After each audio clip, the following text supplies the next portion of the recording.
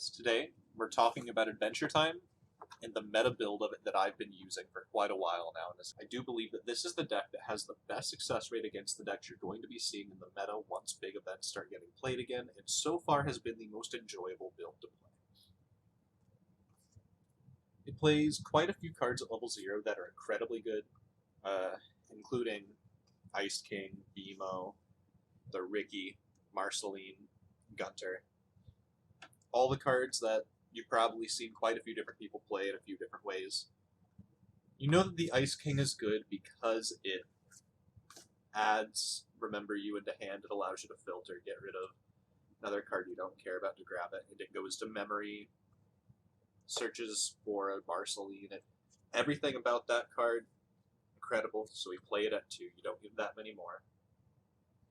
BMO is a great way to mill, dig, add cards into your grave for your standbys. Ricky's good for obvious reasons. Just an extra copy of any level 1 or lower in the deck. Prevents you from being level locked. No explanations needed for why you play a Brainstorm. Gunter is a very good early game play with the fact that he's a free runner and also has a secondary filter effect. But the level 0 that really has the biggest impact on the deck is Joshua and Margaret.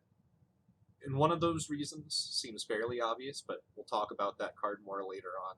It's more of the cards it grabs for us than anything else. The level 1s in the deck, there's not that many of them, but they're all good. It's all about Marceline and Bubblegum. Bubblegum's Climax combo is just incredible at being able to get more stock. Marceline allows you to filter it as a big wall if you want. Your level 2 Marceline is almost just considered a level 1.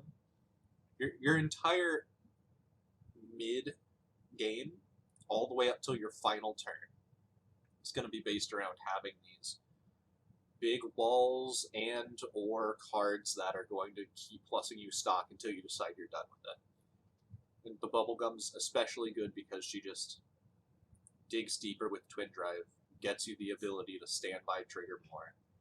We're playing 6 standbys in the deck because of what it does for us there. And honestly, Bubblegum is probably the best standby combo in the game. We've got a couple of backups because, you got to keep your big cards alive, plus even harder off them. It's not quite as important on the level 2 Marceline, but more for killing your opponent's cards, because if it's too big, you don't back up, you just discard a card later. And the Marceline can keep grabbing the backups, which is nice. The level 1 can. So you back up, reverse a card, grab the backup, discard a card. Incredibly good. And then Remember You, of course, is just kind of in the deck because why wouldn't you play it? If you didn't have a chance to get the Ice King into memory at level 0, you can go ahead and put the Remember You into your memory, getting the ability to have plus 3,000 on your level 1. And the 500 to front is incredibly good at keeping your cards big. Once you hit level 2, keep doing the same thing you've been doing, but every time you hit a standby, you want to be trying to get your 3-2 Finn and Jakes into the back row. Should be pretty self-explanatory. They don't even need to be big. You just have to get 2 to 3 of them on board and be able to pay the cost. The paying is going to be easy because of the stock, but making sure that you get them in that way does help a lot when you have to play cards later, because you don't have to pay for them. Even though you can, if you would like, you can still triple it. You'll have plenty of stock for that, but it's nice to be able to only have to play 1 instead of all 3 down. Another big thing you're going to be doing is there's a card called Demon Bloodsword. And Demon Bloodsword is a 1-up in this deck and has the most impact on the game state of any card in the deck ever could. It's just incredible. It's right here on the screen. Kill a card on your board. Bounce 2 cards on your opponent's board. What more can you want? Like it's incredible control. Joshua and Margaret has a discard bond to Demon Bloodsword, which is incredible. You can play Demon Bloodsword, play Joshua and Margaret, grab it again if you want, getting rid of 4 cards off your opponent's board, or more than likely, what you'll be doing is playing Joshua and Margaret from hand, discard a card, grab Demon Bloodsworn, and even better, pay 1, bond to a Finn and Jake, adding the last copy you need to your hand, ideally, or if you're in a really rough game, adding a copy to your hand, that way you can play it. Your level 3 is really simple.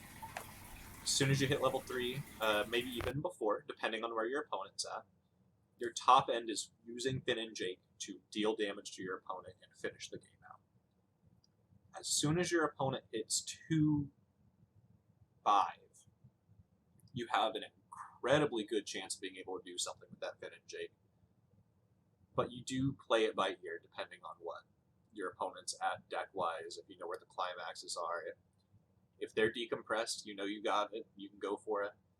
An attack plus a burn 2 after is incredible. If you can double Finn and Jake on a almost completely out, if not out of climax's opponent, while they are at 2-4, you can easily kill them and just win the game on the spot.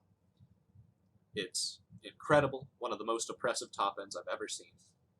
It's the reason why I started playing this build, which has 2 choice in it, instead of the 8 standby build, which people I know have been playing a lot more frequently. Because that build is fantastic, but why not play the exact same thing up to the top end, and then swap the top end out for the one that does more? The deck's very simple. I've just explained pretty much all of it. The only other card at level 3 is the Jake that you play. You can use it to dig for the climax if you need to, and that's about all that it's there for. You want to hit an experience requirement in the deck, so you can go ahead and level one of them, as well as enough other cards, like 1 Jake plus a level 1 gets you to 4. A level 2 plus 2 level 1s gets you to 4. There's incredibly easy number of ways to hit that 4 experience in this deck, and it's even easier because you don't care that much about the 3 Jakes you're playing. They're just there in case you need them. And I think the only other card in the deck that would have any other reason to be mentioned is there is a free fresh. You've got it.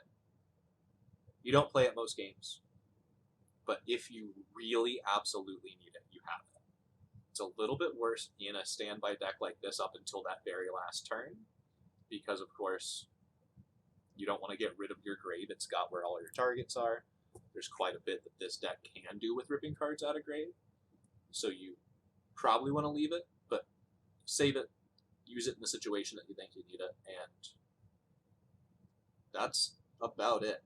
There's a lot of really, really good plays that can be made, like Demon Bloodsword. You've got your finishing combo at top end. You have a runner and any number of pluses at 0. Your level 1 is either a giant wall or getting you an insane amount of stock, plussing super hard on it. You can play 2 Bubblegum, 1 Marceline, 2 Marceline, 1 Bubblegum, just walls, and still be good. So honestly, this deck is the strongest that I've felt. It's got a really good matchup against Day Live. I actually have trouble remembering the last time I've lost against Day Live with it. It's definitely been quite a while, and it's not for lack of people playing it.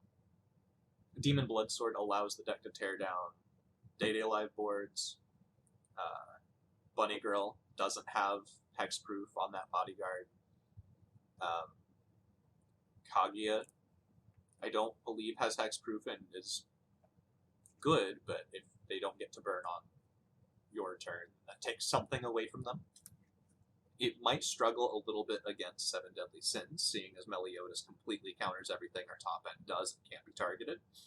But so far, that seems to be the only bad matchup I've been able to consider. But anyway, that's the deck. Hope you guys like it. Try it out. If you have any feelings on it, negative or positive, leave them in the comments. We'll take a look at them, maybe address them, let you know any questions you have if I missed something and you really want to know. anything about the deck, like any weird scenarios that could come up, feel free to ask. But that should be it. Until next time.